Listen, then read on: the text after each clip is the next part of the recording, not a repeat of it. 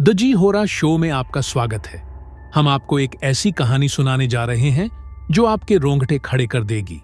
ये कहानी एक सुनसान जंगल की है जो सदियों से रहस्यों और भूतिया घटनाओं से घिरा हुआ है। इसे भूतिया जंगल की दास्तान कहते हैं। इस जंगल में कदम रखना मतलब अपने जीवन को खतरे में डालना। चलिए इस कहानी को शुरू करते हैं। कोलकाता के पास एक छोटा सा गांव तिनसुखिया अपनी शांतिपूर्ण जीवन शैली और प्राकृतिक सुंदरता के लिए जाना जाता था। लेकिन इस गांव के पास के जंगल ने हमेशा लोगों के दिलों में खौफ भरा हुआ था।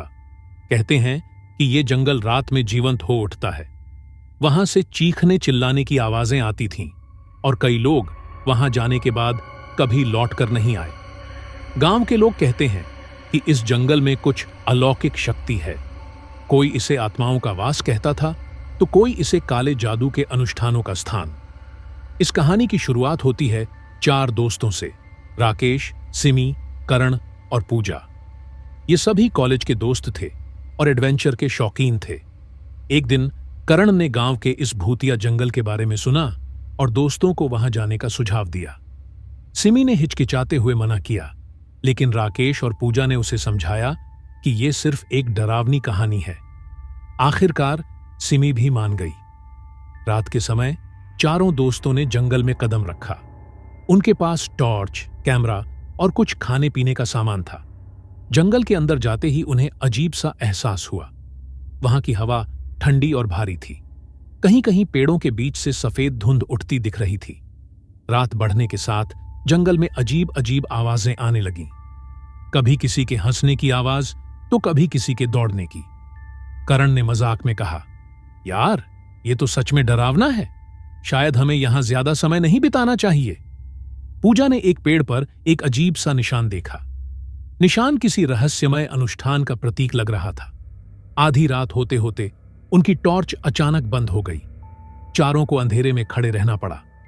तभी झाड़ियों के पीछे से किसी के चलने की आवाज आई। राकेश ने टॉर्च ऑन करने की कोशिश की और जैसे ही रोशनी हुई उन्होंने देखा कि एक छाया जैसी आकृति खड़ी है। उसकी आंखें लाल और चमकीली थीं। देखते ही देखते वह आकृति गायब हो गई। सिमी जोर से चिल्लाई, हमें यहां से तुरंत निकलना चाहिए। लेकिन अब जंगल के रास्ते अजीबोगरीब तरीके से बदल चुके थे। जंगल के बीचों बीच उन्हें एक पुरानी और जर्जर कुटिया दिखी। कुटिया के अंदर घुसने पर उन्होंने देखा कि वहां दीवारों पर काले जादू के चिन्ह बने हुए थे। एक कोने में खोपड़ियां और हड्डियों का ढेर लगा था।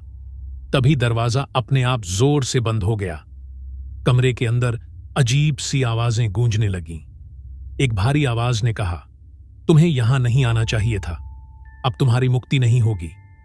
जैसे ही वे कमरे से बाहर निकले, पूजा अचानक गायब हो गई। तीनों ने उसे हर जगह ढूंढने की कोशिश की, लेकिन उसका कोई पता नहीं चला। कुछ देर बाद सिमी को पूजा का आवाज सुनाई दी, मुझे बचाओ। वे आवाज की दिशा में भागे और देखा कि पूजा एक बड़े पेड़ के नीचे बेहोश पड़ी थी। राकेश ने उसे उठाने की कोशिश की, लेकिन एक अदृश्य शक्ति ने उसे पीछे खींच लिया। उन्हें धीरे धीरे समझ में आया कि इस जंगल में काले जादू की वजह से आत्माएं फंसी हुई हैं। इस जंगल में कई वर्षों पहले एक काले जादू का गुरु तांत्रिक अघोरनाथ अपने अनुष्ठान किया करता था। वह लोगों की बलि देकर अपनी शक्तियों को बढ़ाने की कोशिश करता था। उसकी आत्मा आज भी इस जंगल में भटक रही थी और लोगों को अपने अनुष्ठान के लिए फंसाने की कोशिश करती थी। सिमी ने कुटिया में पड़े काले जादू की किताब को उठाया और उस पर लिखे मंत्रों को पढ़ना शुरू किया। जैसे ही वह मंत्र पढ़ने लगी, जंगल के चारों ओर तेज हवा चलने लगी। अचानक कुटिया में आग लग गई और तांत्रिक अघोरनाथ की आत्मा जोर से चीखने लगी। राकेश, करण और पूजा ने मिलकर सिमी की मदद की। आखिरकार मंत्र के प्रभाव से जंगल शांत हो गया। आत्माएं मुक्त हो गईं और चारों दोस्तों ने सुरक्षित जंगल से बाहर निकलने का रास्ता ढूंढ लिया। गांव लौटकर उन्होंने काले जादू और तांत्रिक के बारे में ग्रामीणों को बताया। गांव के लोगों ने मिलकर जंगल के आसपास सुरक्षा बढ़ाई। दोस्तों, अगर आपको यह कहानी पसंद आई हो तो लाइक, शेयर और सब्सक्राइब करना ना भूलें। अपनी राय हमें कमेंट में जरूर बताएं।